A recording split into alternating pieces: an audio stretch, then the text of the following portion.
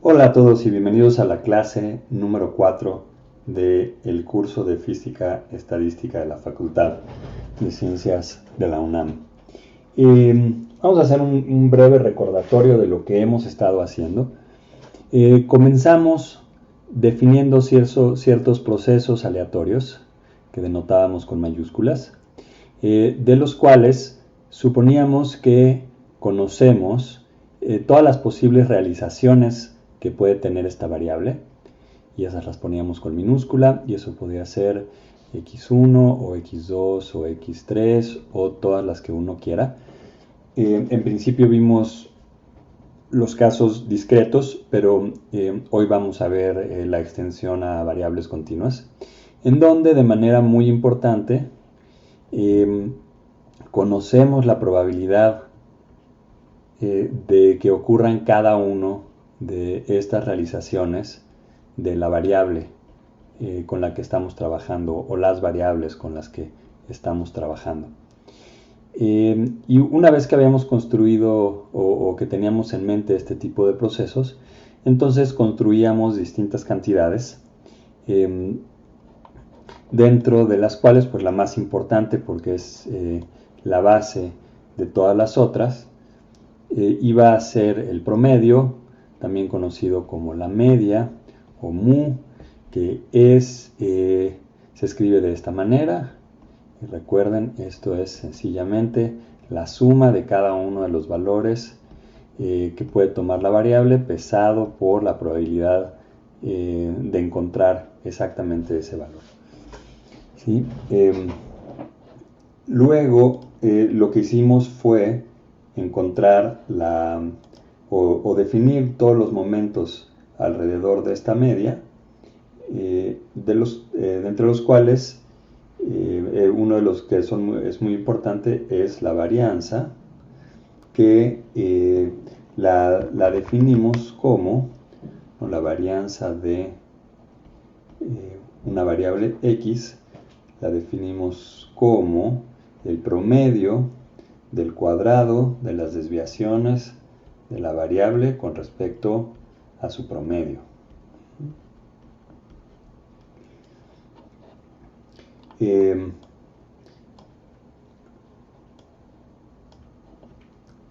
Luego demostramos varios teoremas que eran importantes. Me voy a saltar los iniciales porque ya los repasamos la clase pasada, pero en el que basamos los ejemplos que dimos la última clase fue en que la varianza de la suma de dos variables aleatorias es igual a la varianza o la suma de las varianzas de cada uno de los procesos más dos veces la covarianza de x y y. En donde recuerden, la covarianza nos daba una medida de la dependencia de las dos variables. En particular, bueno, recordarán que cuando normalizábamos la covarianza por las desviaciones estándar correspondientes, esto nos daba el coeficiente de correlación, y es con el que ustedes generalmente han trabajado cuando hacen un ajuste a una línea, y entonces en sus prácticas decían, pues el coeficiente de correlación es 0.95, entonces pues creemos que sí, la relación es lineal, ¿no?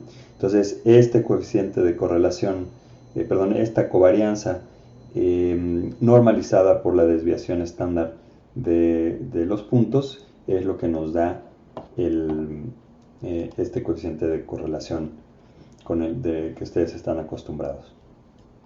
Muy bien, pero entonces si las variables son independientes,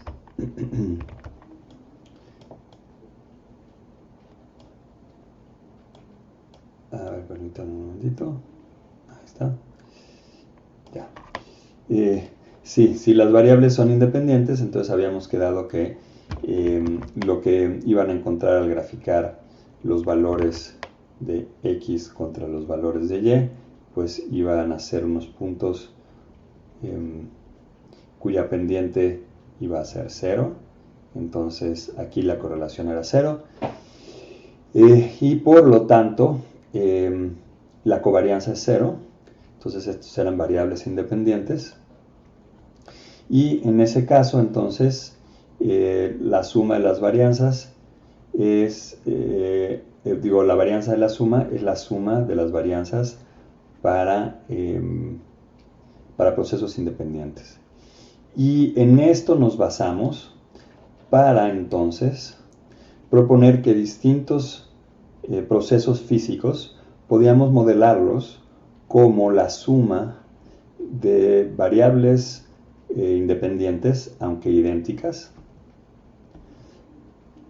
Estas son mayúsculas, recuerden, a diferencia de estas de acá, que son los valores que pueden tomar. Entonces definíamos distintos variables, como por ejemplo el número de partículas que estaban dentro de un subsistema, de partículas de gas que estaban en un subsistema en un volumen más pequeño dado un volumen total.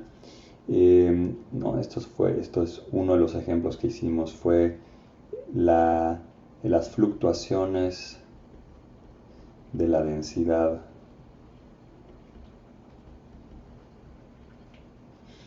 en un subsistema como función del volumen relativo que ocupaba el subsistema. Ese era uno de los ejemplos. El otro ejemplo que hicimos muy importante fue el de una caminata aleatoria.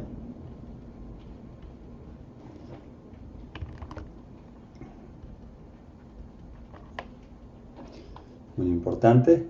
Y el tercero que vimos fue el de una serie de volados, ¿no?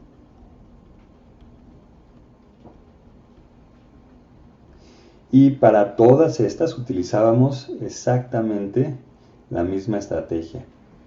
Como les decía, que es formar o definir una nueva variable aleatoria que va a ser la suma de muchas otras variables. Y entonces usábamos estos teoremas.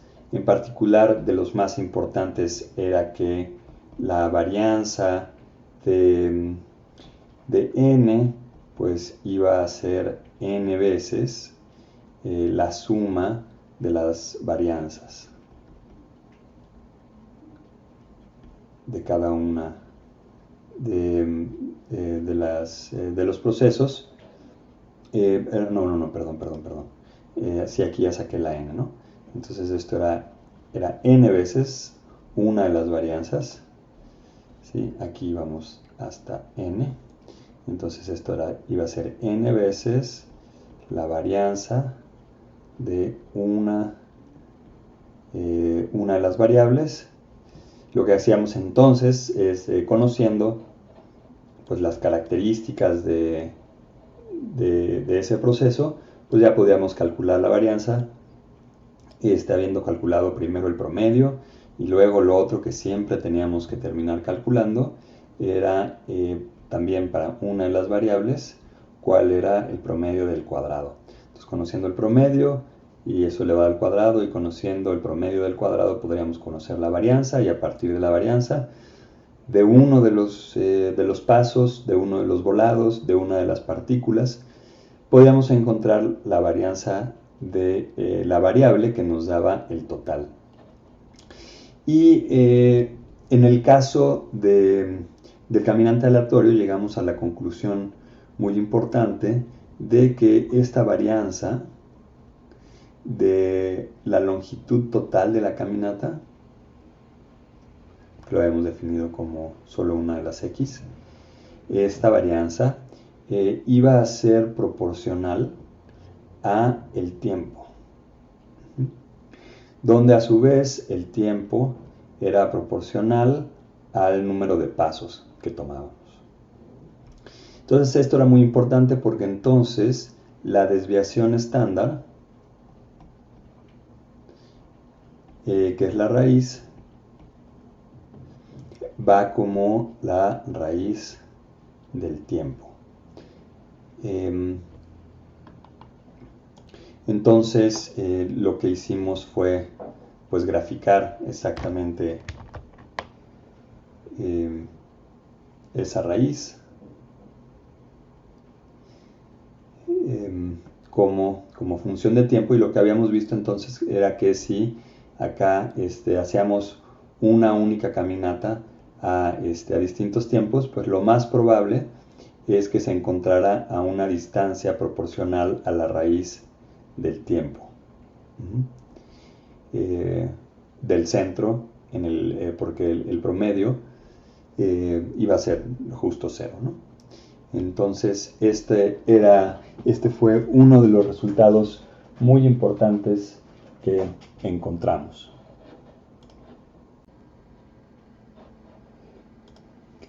Y de los otros ejemplos que habíamos hecho, vale la pena recordar algunos de los resultados que obtuvimos. Para el ejemplo del gas,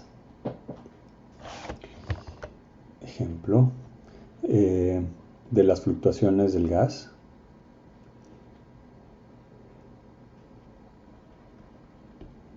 habíamos llegado a que el coeficiente de variación, que recuerden que lo habíamos definido como la varianza dividida, la raíz de la varianza dividida entre la media. Y recuerden, esto era importante porque nos permitía relacionar o darle a una escala a las fluctuaciones, ¿no? Entonces aquí sí podíamos decir si esto era pequeño o grande como función del promedio. Entonces en este caso habíamos llegado a que esto era igual a 1 entre raíz de n0 por la raíz de b0 entre b menos 1,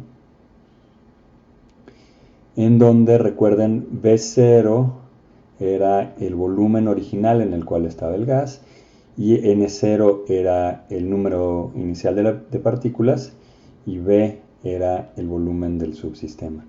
Entonces el resultado, o uno de los resultados más importantes, era precisamente que el tamaño relativo de las fluctuaciones dado por este coeficiente de variación era proporcional a 1 entre el número de partículas iniciales.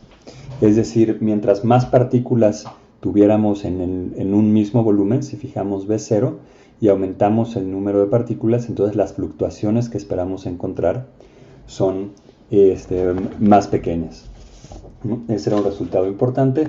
El otro era que dado un número de partículas inicial fijo y un volumen inicial fijo, si hacíamos el volumen del subsistema más pequeño, el tamaño de las fluctuaciones relativas iba a ser cada vez más grande. Finalmente, cuando hicimos el ejemplo de las monedas, bueno, de los volados, más bien,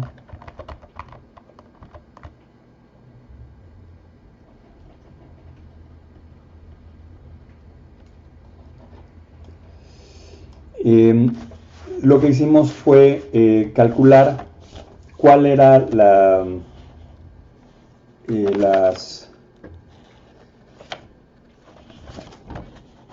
cuáles iban a ser las fluctuaciones.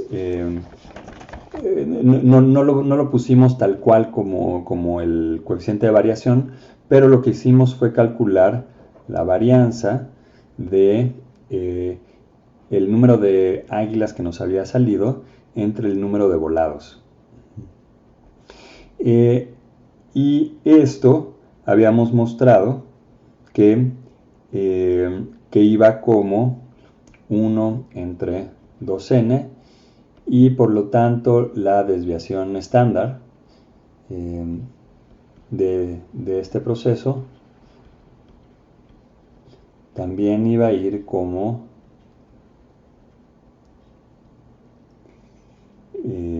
1 entre raíz de 12n. Y esto es muy importante porque vean que es la misma dependencia, ¿no? Aquí no era el coeficiente de variación, pero el promedio era proporcional a n. ¿Lo recuerdan? Era el promedio de n, pues era un medio de n. Perdón, era n entre 2, por supuesto. Sí, el número de águilas que esperamos es el número total de volados dividido entre 2, ¿no? Entonces, aquí lo que estamos haciendo al dividir por n es dividir por una cantidad proporcional al promedio. Entonces, esta cantidad es proporcional al coeficiente de variación. Esto para que vean que estas dos fluctuaciones relativas, que es lo que estamos calculando en estos dos casos, pues tienen la misma dependencia del número de partículas que están en juego. Entonces, en ambos casos, y esta es una de las propiedades muy importantes que habíamos mostrado, quizás de una manera más general, que las fluctuaciones relativas van a disminuir como la raíz del número de partículas que estén, o el número de procesos, el número de pasos, el número de volados que estén en juego.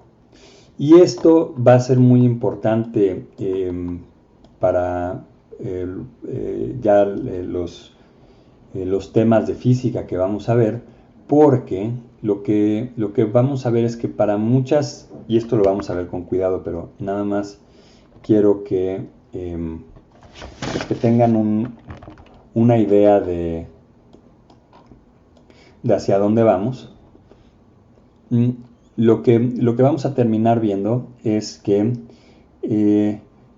vamos a poder calcular cantidades físicas que, a diferencia de termodinámica, en las que solo nos preocupábamos por los valores de equilibrio, vamos a ver que sí hay fluctuaciones alrededor de sus valores promedio. Entonces, así muy a grosso modo, en termodinámica tratábamos con estos valores, ¿no? de alguna cantidad física que ustedes quisieran.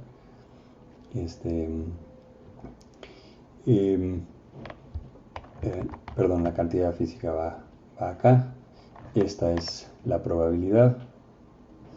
Entonces, siempre trabajábamos con un valor promedio. Lo que vamos a hacer es poder construir todos estos valores desde principios mucho más fundamentales, pero después lo que vamos a mostrar es que, como estamos tratando con una cantidad de partículas del orden del número de Avogadro, entonces en realidad esta distribución, que es como una gaussiana originalmente, conforme ustedes aumentan el número de partículas, pues se va haciendo cada vez más angosta.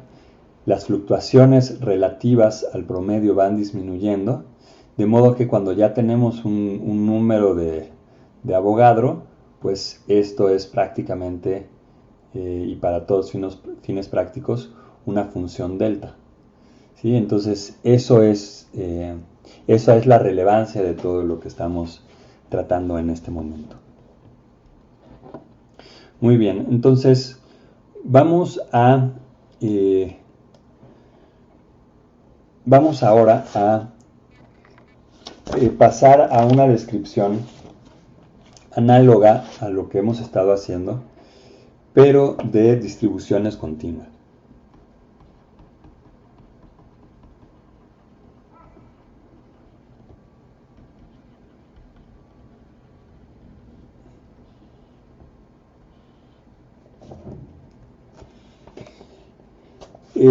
Entonces vamos a tener de igual manera un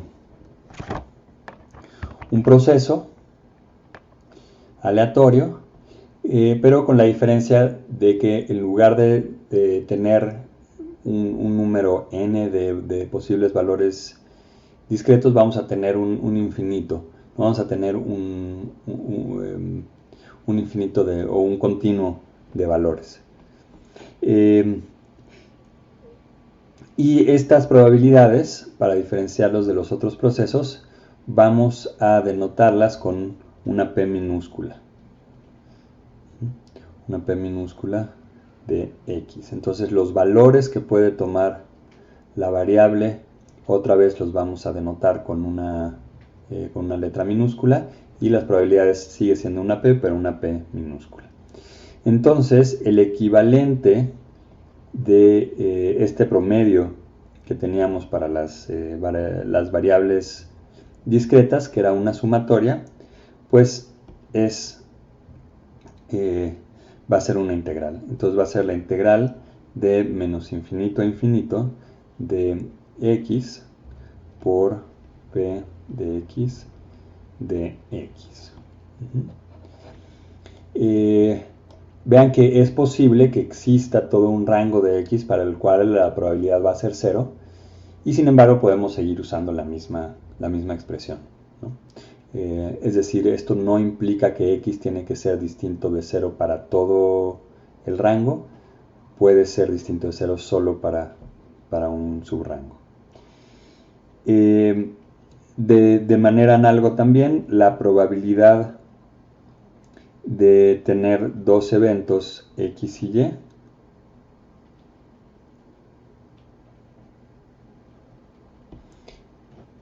para eventos independientes es p de x por p de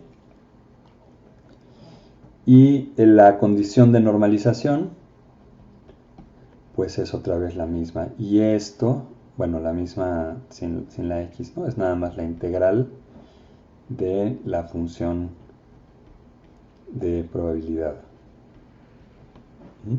Esto deben haberlo usado ya en cuántica, no debe ser tan ajeno ya a ustedes. Entonces vamos a ver algunos ejemplos de estas distribuciones. Bueno, nada más déjenme mostrarles. Si quisiéramos calcular la varianza, entonces, pues una vez más lo que estamos buscando es el promedio de las desviaciones al cuadrado, pesados por cada uno de los valores de x. Entonces así calcularíamos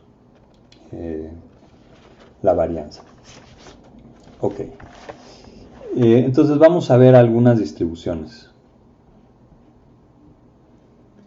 Vamos a empezar con las más sencillas. Si tenemos, vamos a movernos para acá.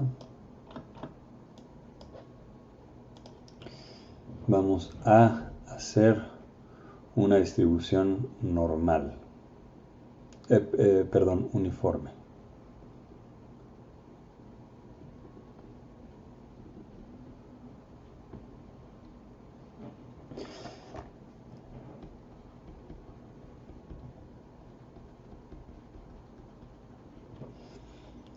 Entonces, una distribución uniforme se denota de la siguiente manera: u de m, a, donde m es, déjenme usar la misma, bueno, no, está bien este color, ¿sí? M es el centro de el rango en el cual no es 0, y acá es simplemente este punto es m menos a, y este punto de aquí es m más a. Entonces, esta distribución se denota de esta manera y está dada por p de x,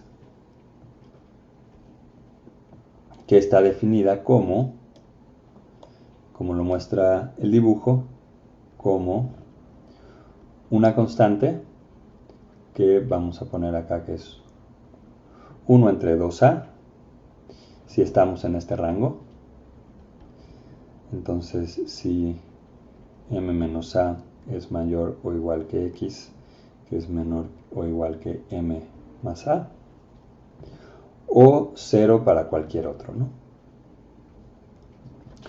Muy bien, entonces pues podemos calcular algunas de las propiedades de esta distribución. Entonces vean que pues intuitivamente ¿cuál es el promedio de esta? Bueno, déjenme, vamos a escribir esto acá bien. Esta es la probabilidad y este es x. Nada más déjenme borrar la flecha. Ok. Entonces, pues, ¿cuál es el promedio? Pues intuitivamente pues, tendríamos que encontrar m, ¿no? Pero bueno, antes de esto podemos preguntar, ¿está debidamente normalizada? Pues entonces lo que tenemos que hacer es calcular la integral de menos infinito a infinito de p de x por dx. Y esto es, pues sale es una constante nada más. Entonces es 1 entre 2a por x evaluada de m más a m menos a. Y esto es, en efecto, se van a ir las m y queda 2a, ¿no? Es directo mostrar entonces que esto es 1. Entonces, pues sí, esta constante que pusimos acá, que es de 1 entre 2a, es tal que ya está debidamente normalizada. Entonces, si quisiéramos obtener cuál es el promedio, entonces lo escribiríamos otra vez así. Entonces, el promedio de una distribución dada por variables m y a, esto va a ser igual a la integral de menos infinito a infinito. Bueno, por cierto, aquí nada más me salté el paso de que es 0 en este rango, ¿no? Pero pues queda claro por dónde lo estamos evaluando, que es lo que estamos haciendo. Entonces es esta integral por, de x de p de x de x. Entonces vamos a hacerlo muy rápido.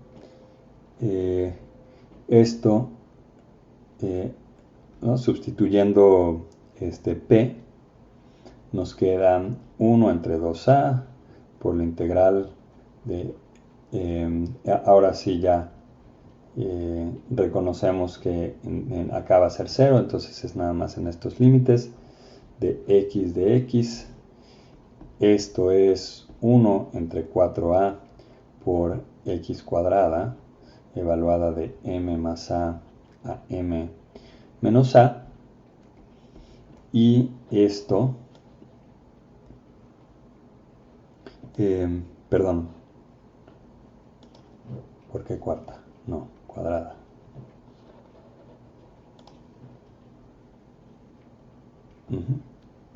Y esto es pues 1 entre 4a, que multiplica a m más a al cuadrado menos m menos a al cuadrado.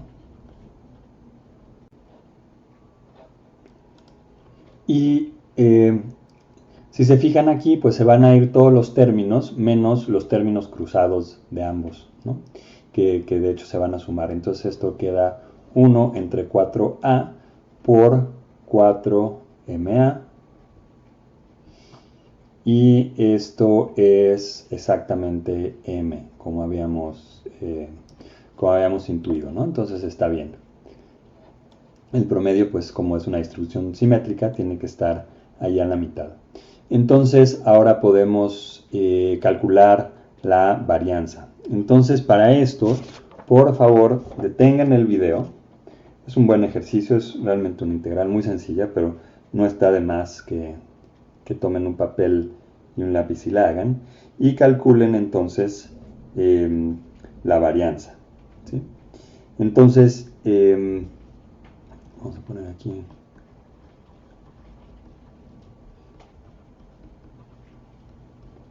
Calcula varianza, aprovechando que ya saben cuánto vale la media. Entonces,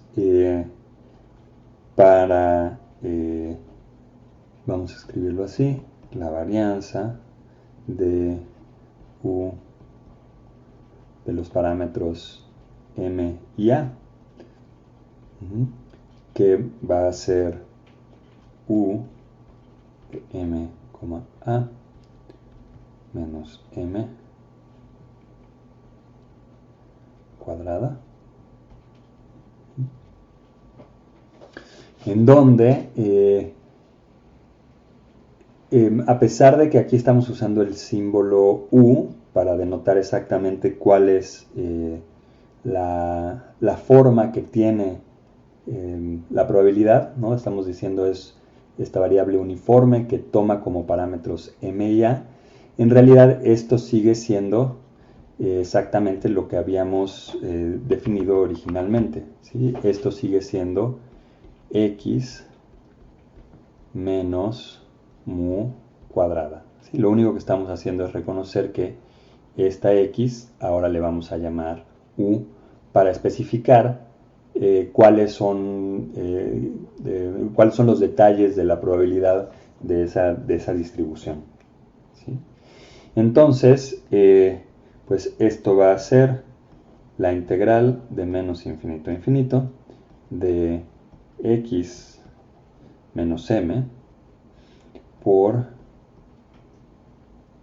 p de x, y esto pues no es otra cosa que 1 entre 2a por la integral de menos infinito a infinito de perdón, esto es al cuadrado, de x menos m cuadrado de x. Otra vez más, disculpen, aquí ya pusimos la distribución, entonces pues ya recortamos el rango, ¿no? A, M menos A. Ok, entonces pues por favor paren el video, resuélvanla ustedes y nos vemos acá de regreso. ¿Qué les puede llevar? ¿5 minutos? Sale.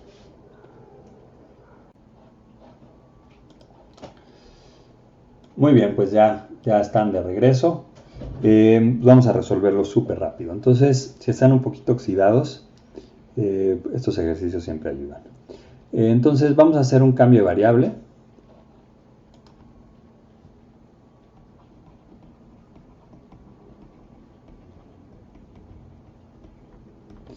Y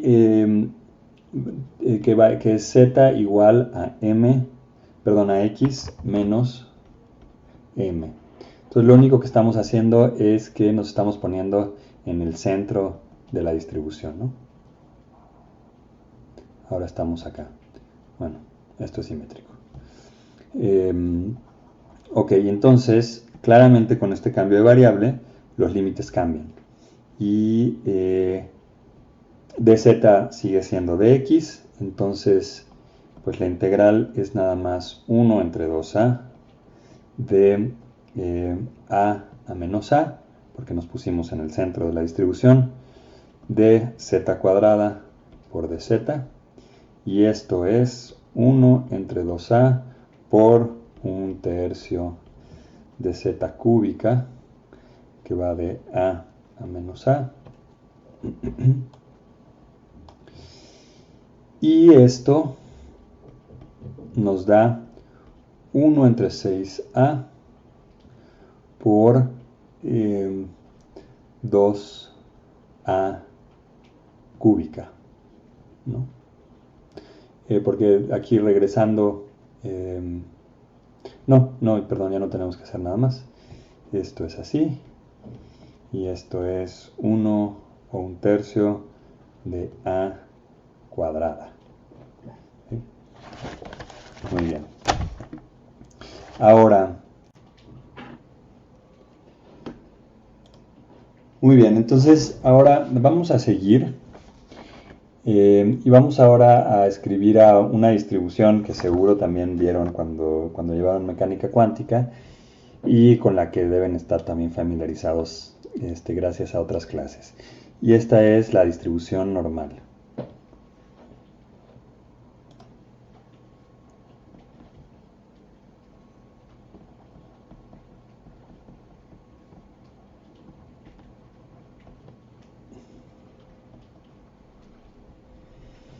Entonces, esta distribución, así como el anterior era una U de uniforme, esta es una N de normal, es función de dos variables, que es su media y su varianza, y se define como E a la menos X menos mu cuadrada entre 2 sigma cuadrada entre raíz de 2 pi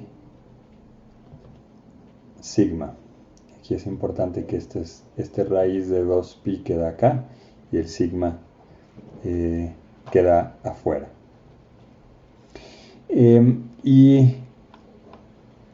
Como intuirán por el ejercicio anterior, este factor de acá pues es el factor de normalización, es decir, lo que esperamos es que la integral de menos infinito a infinito de la distribución normal sea 1, ¿no? Eso es lo que queremos, y por lo tanto, entonces esperamos que la integral de menos infinito a infinito de e a la menos x menos mu cuadrada entre 2 sigma cuadrada sea igual precisamente a raíz de 2 pi por sigma, donde recuerden, pues esta es la misma sigma de la desviación estándar, ¿no? Que es la raíz cuadrada de la varianza. Entonces, no sé si ya lo han visto, si no lo han visto va a servirles.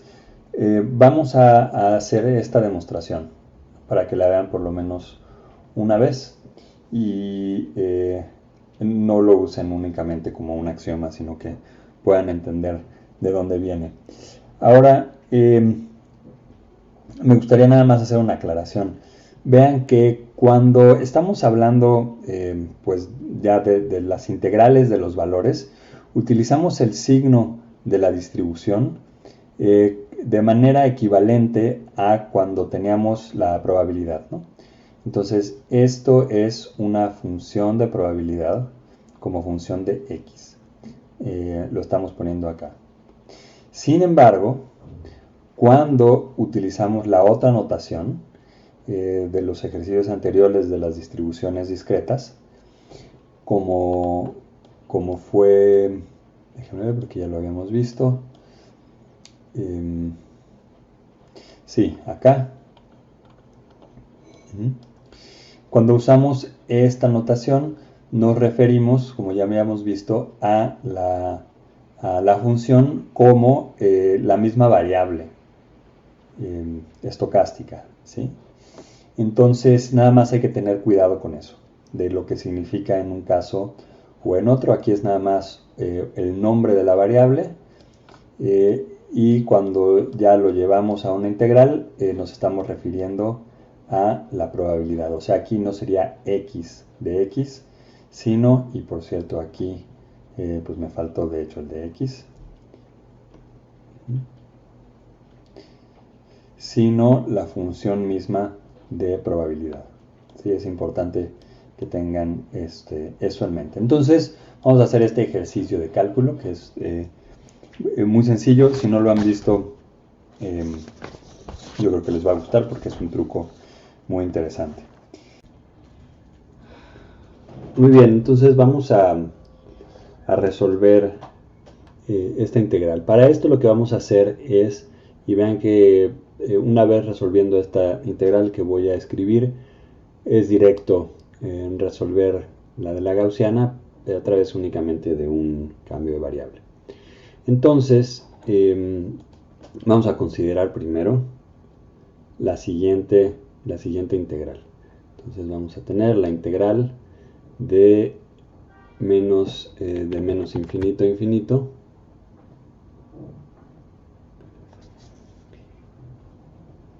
de e a la menos x cuadrada por dx. Entonces vean que si resolvemos esta integral, pues podemos fácilmente encontrar esta.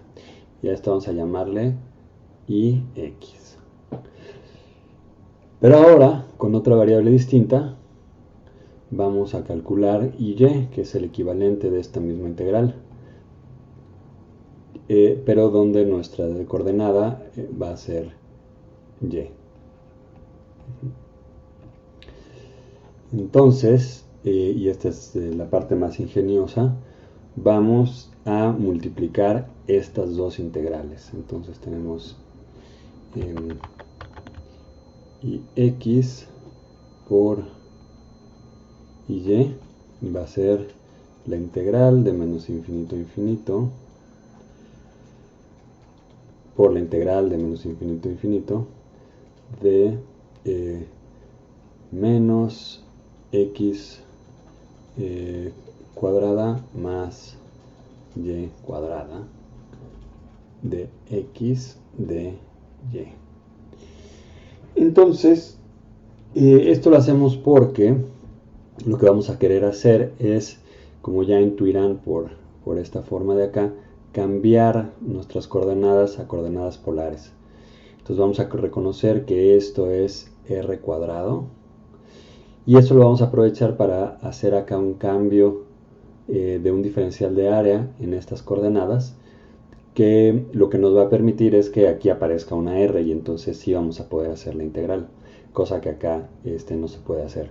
Y por cierto, por supuesto, aquí me equivoqué, esto es de y, ¿no? Muy bien. Entonces, para esto vamos a reconocer que tenemos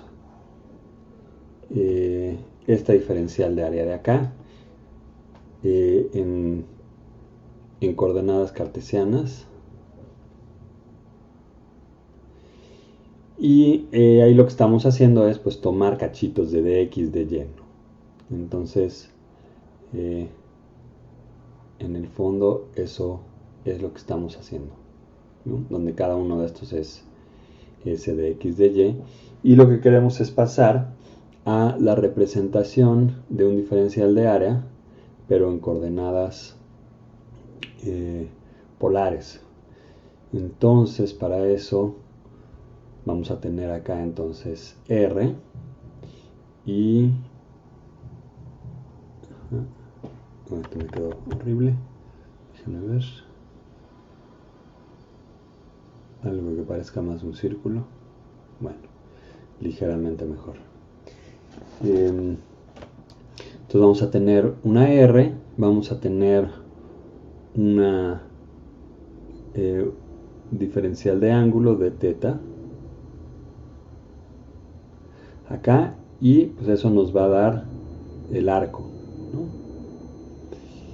Si a esto lo multiplicamos por ahora una diferencial de radio de r, entonces ya tenemos la diferencial de área en este sistema. Y es por eso que pues la diferencial de área acá va a ser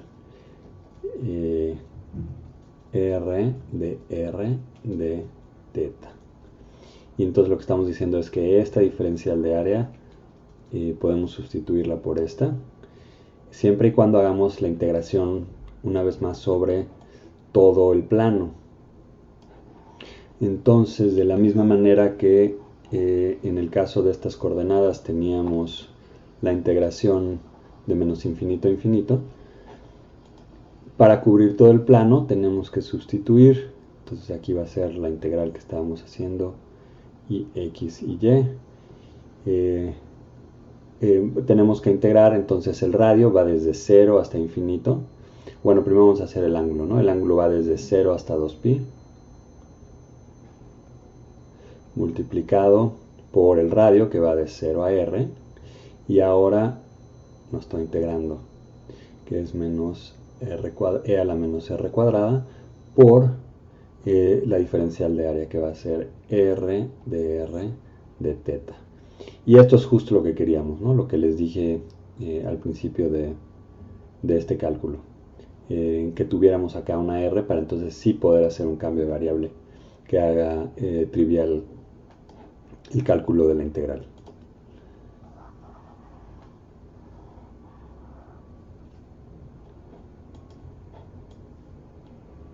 Muy bien, déjame borrar esto de una vez.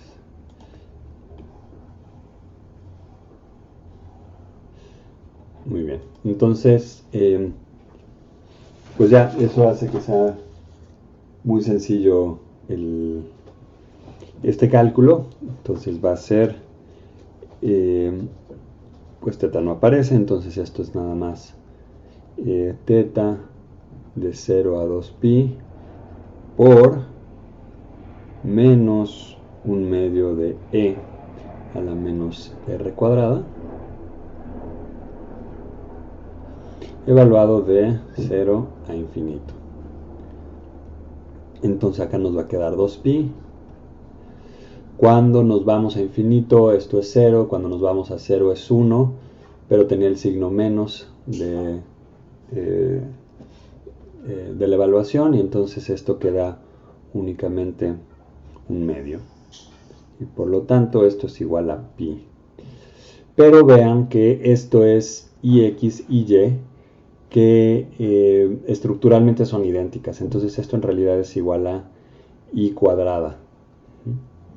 Y lo que nosotros queremos que es calcular y. Una vez más estamos reconociendo que pues, la integral ix es idéntica a la y, entonces deben ser iguales. El resultado debe ser igual, entonces el resultado de esa integral es raíz de pi. Y pues de aquí ya es directo, ahora sí haciendo un cambio de variable adecuado, mostrar que en efecto, aquí está la raíz de 2pi y luego la raíz de 2 y el sigma vienen de hacer el cambio de variable de z por todo esto para que nos quede esta integral en esta forma, ¿no? Que acabamos de encontrar. Entonces, como ven, es un truco muy bonito de cálculo. Es importante que lo tengan presente y que sepan entonces que la distribución normal está debidamente normalizada.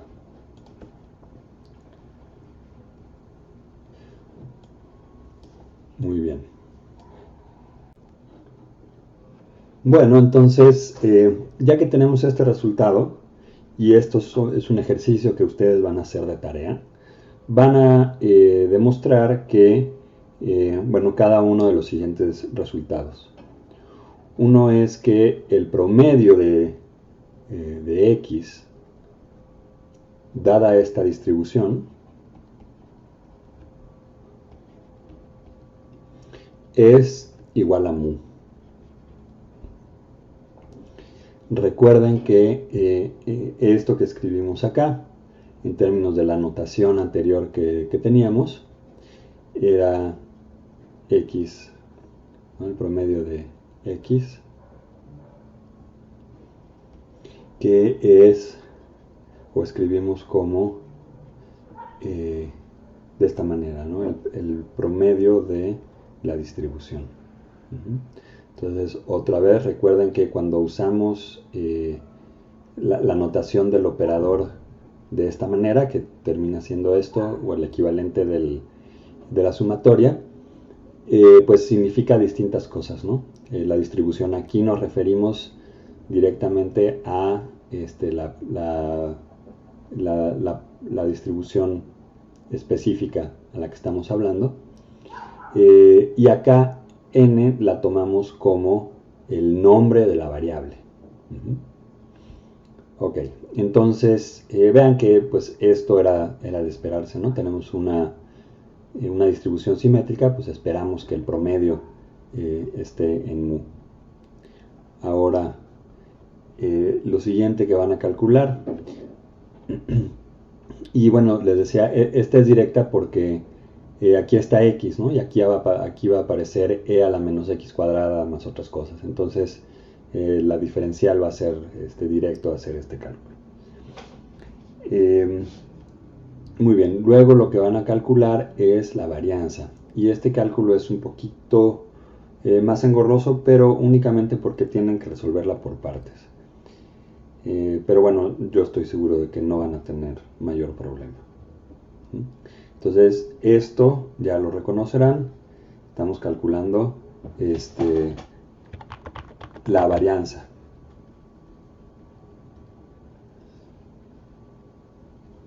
Entonces vean que pues en efecto la varianza aparece aquí acá. Entonces al hacer este cálculo a partir de la distribución, pues van a encontrar que el resultado de esta integral es justo sigma cuadrada.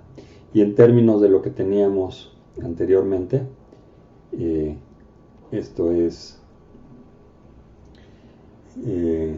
la media de la variable menos mu cuadrada, ¿no? O sea, el promedio de del cuadrado de las desviaciones de la variable con respecto a la media, para ser precisos.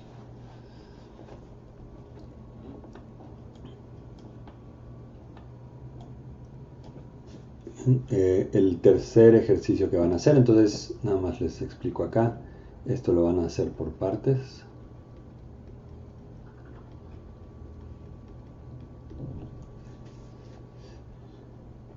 Lo otro que van a calcular de tarea es el primer momento,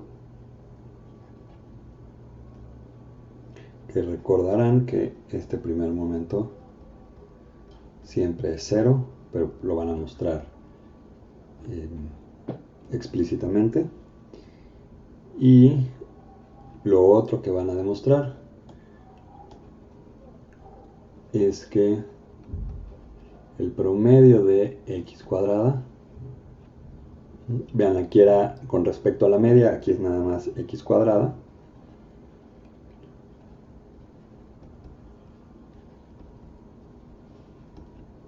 es mu cuadrada menos sigma cuadrada.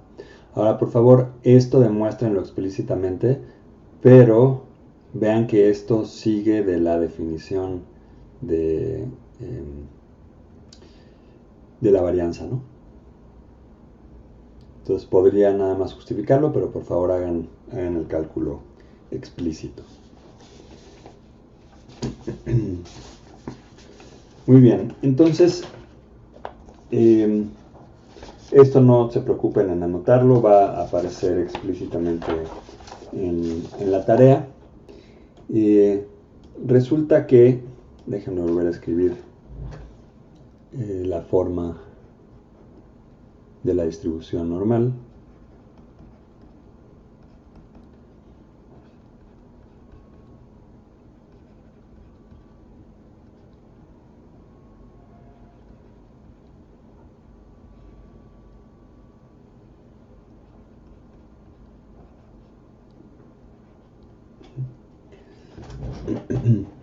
Bueno, no lo vamos a hacer, pero de hecho es posible demostrar que los momentos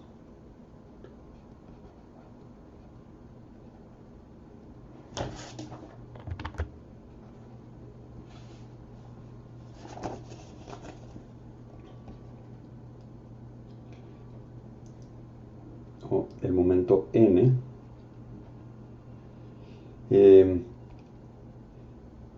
que es, déjame hacer más espacio, que es 1 entre raíz de 2 pi sigma por la integral de menos infinito a infinito de x menos mu a la n. Esto es lo que estamos calculando.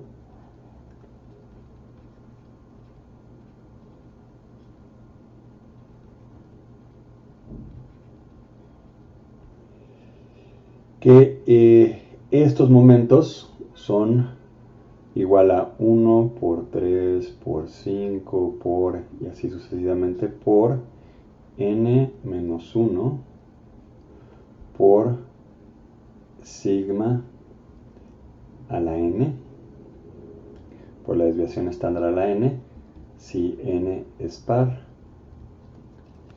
y 0, por supuesto, si n es impar. Porque esta parte simétrica, esto está centrado en la mitad de la distribución, entonces pues la integral de estas dos va a ser una función impar y la integral siempre va a ser 0, ¿no? Entonces esta parte era directa reconocerla. Esta de acá, pues no, hay que hacer todos los cálculos que no vamos a hacer, pero hay que tener presente. Y lo pongo porque de aquí podemos directamente calcular la kurtosis, por ejemplo. ¿Se acuerdan que la definimos?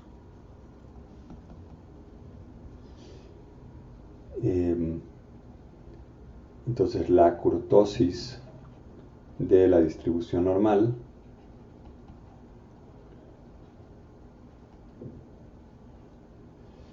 recuerdan que era el cuarto momento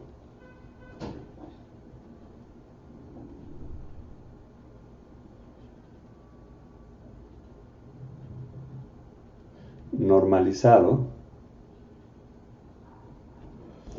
por sigma cúbica, ¿no?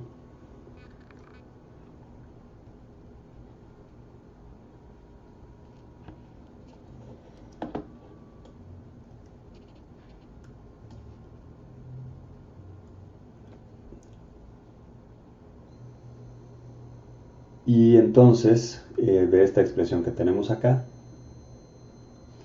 esto va a ser, esto se extiende hasta n-1, n es 4, entonces esto sería 3, entonces 1 por 3, 3.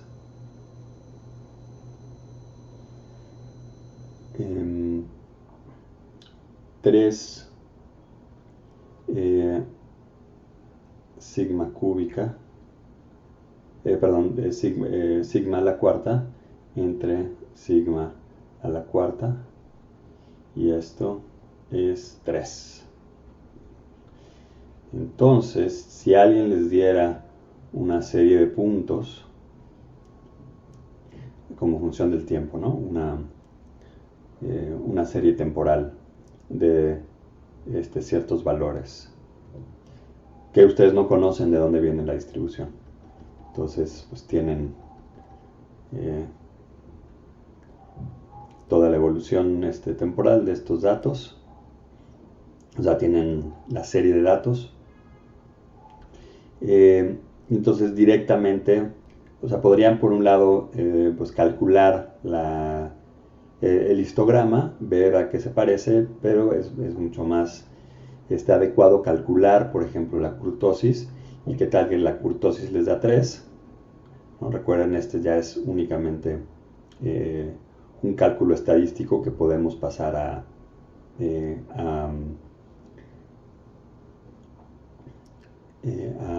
datos discretos, y entonces si esto les da 3, pues entonces, o algo muy cercano a 3, entonces es probable que se trate de una distribución normal.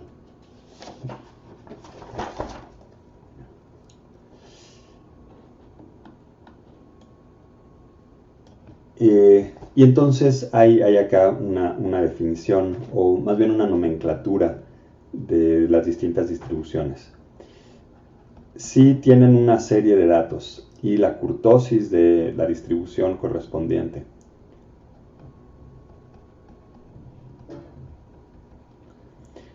es mayor que 3, entonces a esta distribución se le llama leptocúrtica.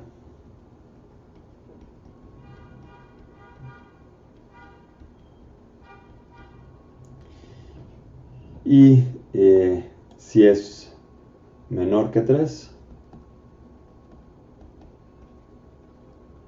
entonces se le llama platicúrtica.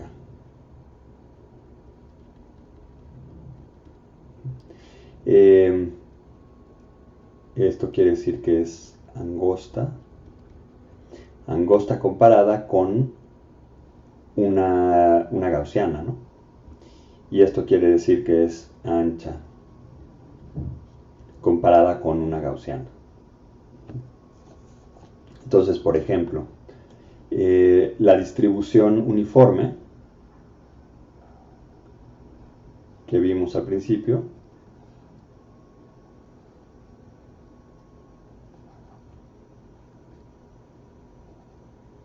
recuerdan, acá estaba m, este era m más a, este era m menos a. Esta distribución uniforme tiene una kurtosis. Todas las distribuciones uniformes tienen una kurtosis igual a 1.8. Lo que quiere decir es que es más ancha que una distribución normal.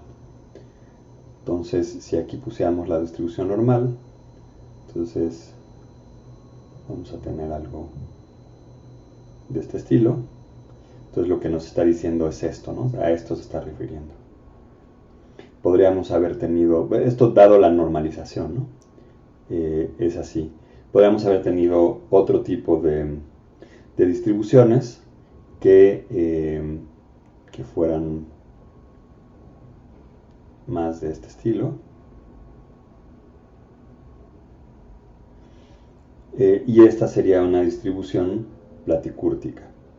Entonces esto es, dadas dos distribuciones que tienen la misma varianza, pero hay otras distribuciones que a simple vista quizás parecen un poco como la gaussiana, pero no lo son, y además tienen propiedades muy importantes y muy distintas a la de la función normal o gaussiana que acabamos de ver.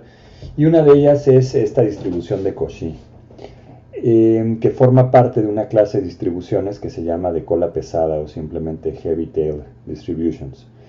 En el libro viene esta misma distribución que ven aquí, nada más que en lugar de gamma tiene una A. Y estos son distintos ejemplos de esta distribución para distintos valores. Aquí en lugar de m es x0, pero vean que esto nada más pues está cambiando el centro de la distribución, pero es exactamente igual. Entonces nada más para evitar confusiones, pues vamos a poner acá x0. Y pues una de las características o la propiedad más importante que tiene que tener toda función de distribución, ya sea discreta o continua, es que tiene que estar debidamente normalizada. Entonces, para el caso discreto vamos a tener una sumatoria, para el caso continuo vamos a tener una integral, pero siempre tiene que ser igual a 1. Sin embargo, lo que acabamos de ver de las distribuciones no necesariamente tienen que existir los momentos de las distribuciones. Y este es un ejemplo, de hecho, esta distribución de Cauchy, en el que ninguno de los momentos existe. Y sin embargo, sí tiene algunas aplicaciones. Déjenme mostrarles cómo se ve esta distribución de Cauchy y qué quiere decir esto que sea de cola pesada comparado con una distribución normal.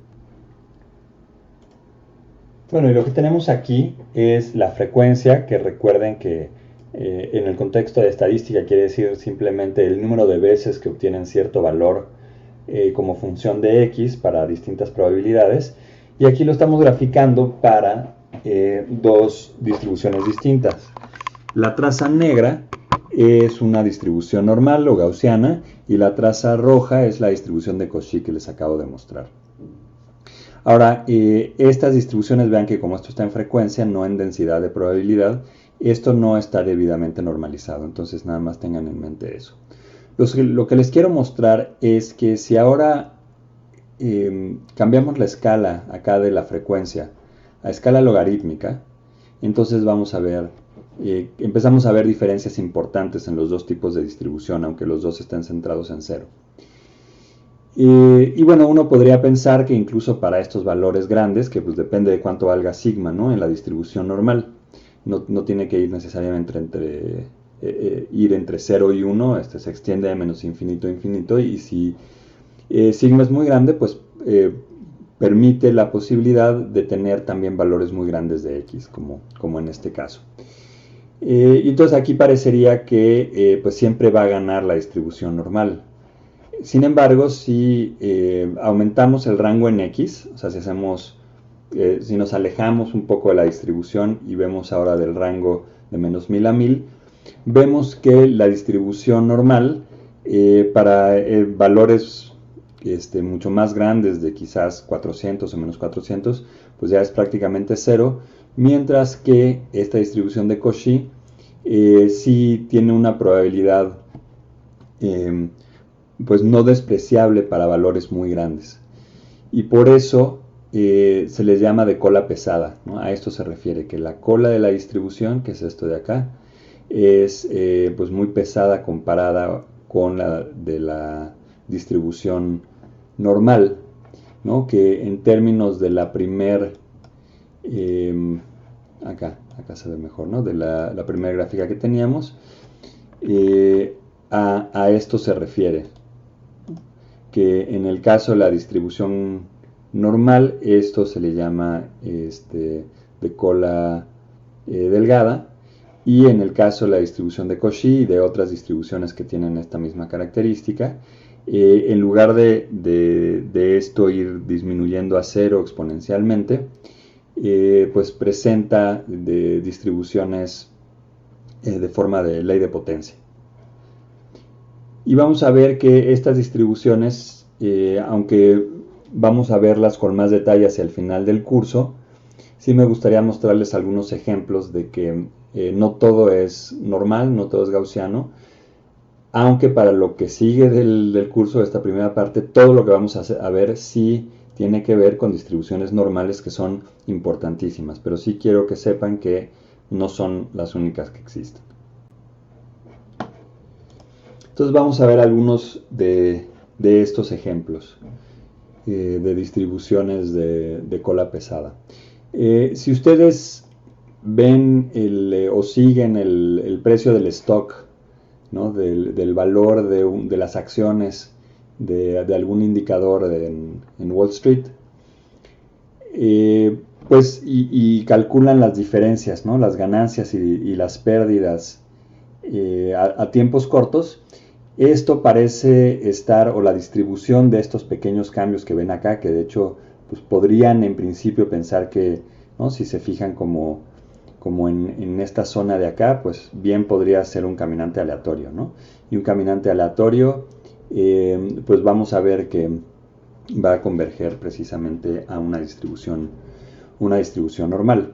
Ahora, una característica que tiene el mercado de valores es que tiene cambios radicales, como los vemos acá. Entonces, aunque durante una cantidad de tiempo muy grande, la inmensa cantidad del tiempo, los cambios son pequeños, llega un momento en el que pues o sí existe la posibilidad de que haya saltos enormes, ¿no?, como este de acá, y de hecho está muy pequeño, pero no se alcanza a ver, pero esta fue justo la caída por marzo, ahora por el coronavirus, ¿no? Este es estas acciones que se llaman S&P,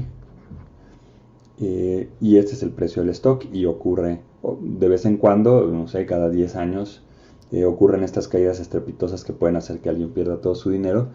Y en efecto, si uno ve la distribución, esta es una distribución normal, y como les decía, se comporta relativamente parecido como hasta acá, pero estas partes de la distribución empírica, ¿no? Porque recuerden que tenemos lo que obtenemos de las probabilidades de suponer que se comporta de una manera, pero esto constituye un experimento. Entonces, cuando uno obtiene la distribución o el histograma, dados los datos que tiene, va a obtener también estos puntos de acá y estos puntos de acá, que corresponden a una distribución de cola pesada. Y pues es muy importante tenerlos en cuenta, y es muy importante poder modelarlos adecuadamente en estos sistemas sociales, ¿no? Económicos. Ahora también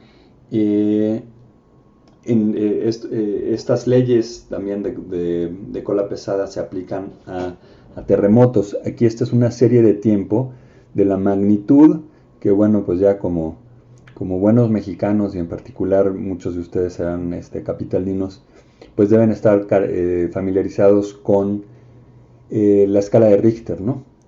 Que es logarítmica. Entonces, en general, cada vez que hay un terremoto, estos terremotos son de escala realmente pequeña. De hecho, el sismógrafo de la ciudad lanza alertas cuando el sismo es de más de 5, porque en estos casos realmente no pasa nada. Pero cuando sí pasa, como en 2017, como en 1985, ¿no? Estos eventos de acá, pues tiene también consecuencias catastróficas, como desgraciadamente nos ha tocado vivir. Y si uno hace la estadística de estos eventos, también obtiene esta que se llama la ley de Richter, en el que el número de ocurrencias, otra vez, ¿no? Esta sería como la frecuencia que les mostré anteriormente. Acá está normalizado, no es una densidad de frecuencias, nada más está normalizado entre el total. Sigue esta ley, pero recuerden que acá la magnitud, a su vez, está dado como un logaritmo. Entonces, esto termina siendo también una ley de potencias para el número de ocurrencias como función de la magnitud. Y como tercer ejemplo de este tipo de distribuciones, vamos a ver rápidamente un sistema que vamos a ver con más detalle rumbo al final del curso, que es el modelo de Ising. Bueno, en realidad es Ising.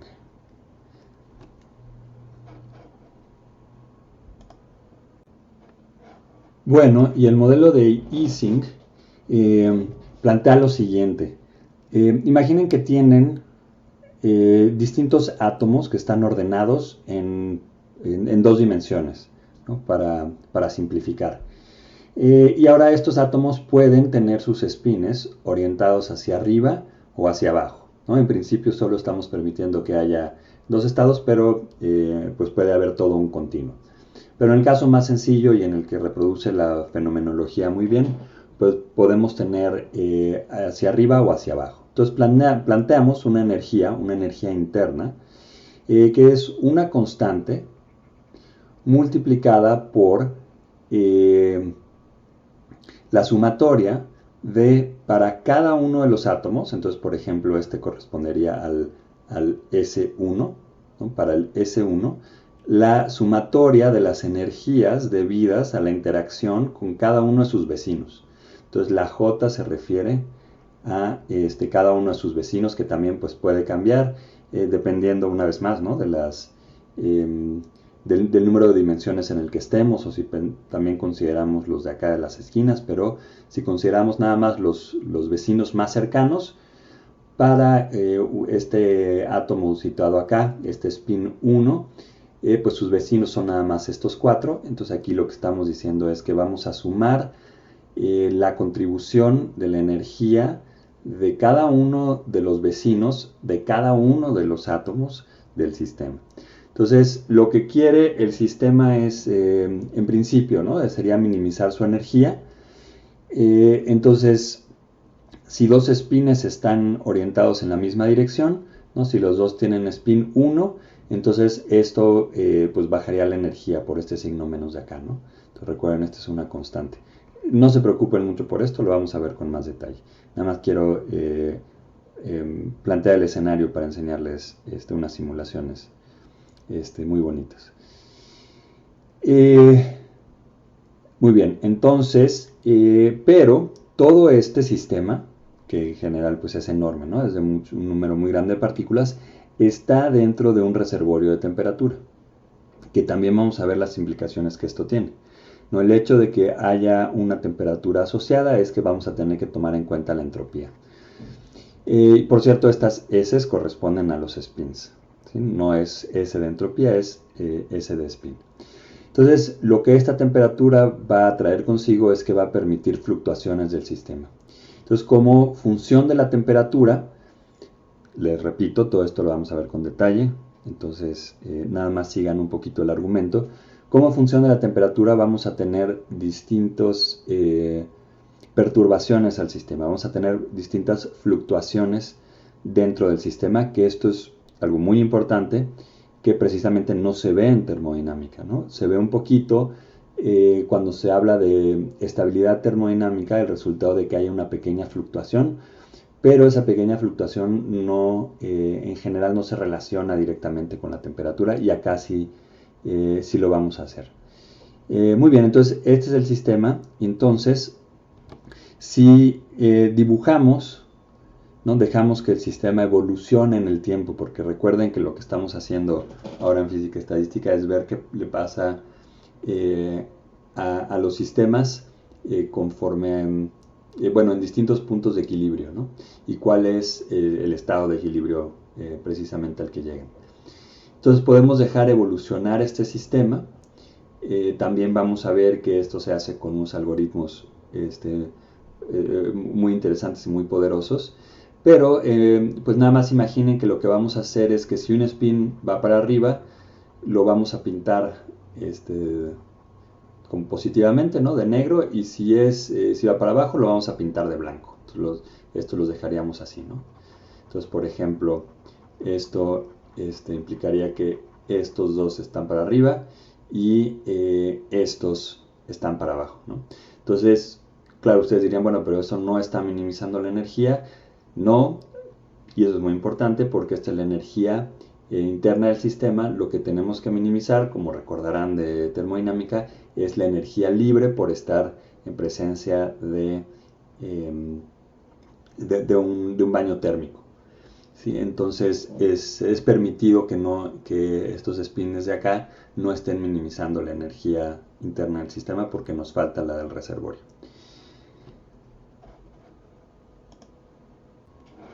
Muy bien, entonces esta es una simulación de lo que les estaba diciendo. Lo que estamos viendo aquí, el negro, aquí es una red bidimensional de 1000 por 1000, 1024 me parece por 1024, con condiciones periódicas. Y lo que están viendo acá son justo los spins, ¿no? Les había dicho negros en una dirección, blanco es en la otra dirección, y aquí en la escala podemos ir cambiando la temperatura. Entonces vamos a ir cambiándola. Vean que conforme subo la temperatura, pues empieza a haber fluctuaciones en los límites o en los bordes de estas estructuras que serían como pues granos del sistema, que tienen cierto spin en una dirección, y que es lo que de manera última le va a dar al material sus propiedades ferromagnéticas, ¿no? O paramagnéticas, dependiendo del caso. Entonces, conforme subimos la temperatura, vamos permitiendo que haya más fluctuaciones en el sistema, y va a haber en este caso una temperatura crítica. Esto corresponde a una transición de fase de segundo orden, que es esta en la que estamos acá. Déjenme primero subirla muchísimo más, y ahora otra vez la bajamos. Ok, y entonces se crean estas estructuras que son libres de escala. Entonces esta es una de las características de las transiciones de fase de segundo orden. Acá lo que vamos a tener es que si tuviéramos que medir el tamaño de las subestructuras que se forman, déjenme ver si puedo detener esto un momento, bueno, no importa, de las estructuras que se forman, ¿no? Como de estas islas que tenemos acá, va a haber unas más grandes, mucho más grandes, va a haber unas mucho más pequeñas, va a haber unas chiquititas, y de hecho entonces en el punto crítico también esta distribución es libre de escala y está dada por una ley de potencia, no por una distribución normal, como uno quizás habría supuesto de manera más ingenua, ¿no? Entonces, por ejemplo, en estos casos sí hay un tamaño característico, ¿no? Claro, todo esto tiene que estar sopesado por el hecho de que se trata de un sistema de tamaño finito. Sí, o sea, no vamos a tener una isla de tamaño de 1.000.000 porque simplemente el sistema es de 1.000, ¿no? De cada lado. Entonces sí hay un tamaño característico del sistema, ¿no? Para estas temperaturas. Y conforme llegamos al punto crítico, pues se pierden esas estructuras, ¿no? Si dejamos pasar suficiente tiempo, porque recuerden también estos son procesos en equilibrio, aquí ya se acerca un poco más, entonces sí ya tenemos islas de todos los tamaños posibles. Y pues no lo exploramos, pero pues si subimos la temperatura, termina ganando el término entrópico, ¿no? Y entonces tenemos este sistema en el que simplemente gana el desorden, ¿no? El término de la energía interna tiene una influencia mucho menor hasta que regresamos a este punto, ¿no? Entonces aquí está la transición de fase, ¿no? De acá, acá y acá en el punto crítico. Ahora déjenme enseñarles brevemente, porque esto lo vamos a ver mejor más adelante, un sistema equivalente en el que pasan cosas similares. Bueno, vean, este es un sistema, ahorita les voy a decir de qué se trata, pero vean que es muy similar, ¿no? Tenemos aquí estos puntos, en lugar de ser blancos y negros es en otra escala de color, pero es lo mismo. Y va a haber también una transición de fase aquí, ¿no? En el que también se forman estas islas. Ahora, lo interesante de este sistema es que de hecho estas son unas simulaciones que yo hice y se trata de un sistema económico. Entonces aquí lo que tienen es una isla de gente rica que está explotando a gente pobre. Y cuando se cambia uno de los parámetros del sistema se recobra esto. Y la idea es tratar de ver si uno puede encontrar una temperatura efectiva en un sistema económico en el que con autómatas celulares también fijos en el espacio uno puede tener estas reglas de interacción locales, que el paralelo, aquí otra vez se induce esta transición de fase. El paralelo es que son estas interacciones locales, pero el hecho de que existan interacciones entre los entes, entre las partículas, es lo que globalmente hace que el sistema prefiera o encuentre un estado estable en una configuración o en otra configuración, que es lo que nos da una transición de fase, precisamente. Y bueno, todo esto nada más para mostrarles estos otros sistemas más complejos en los que, recalco, no todas las distribuciones que vamos a tener son normales, aunque normales en el sentido de una distribución normal, ¿no? Una distribución gaussiana. Hay sistemas mucho más complejos como estos, y sin embargo vamos a ver ya en las siguientes clases cómo esta descripción de distribuciones normales, y de hecho vamos a mostrar este teorema muy importante en el que mostraremos que la suma de variables aleatorias de distribuciones cuyos momentos primero y segundo momento existan. Si ustedes la suman, a su vez, la distribución de probabilidad de esa nueva variable, cuando el número de variables que ustedes suman es muy grande, tiende a una distribución gaussiana, ¿sí? Pero bueno, como eso nos va a consumir bastante tiempo y energía, pues no quería dejar de mencionarles como aperitivo estos otros temas muy interesantes. Bueno, pues con esto terminamos la clase del día de hoy. No se les olvide que pues tienen una tarea que entregar y que va a haber otro quiz el viernes.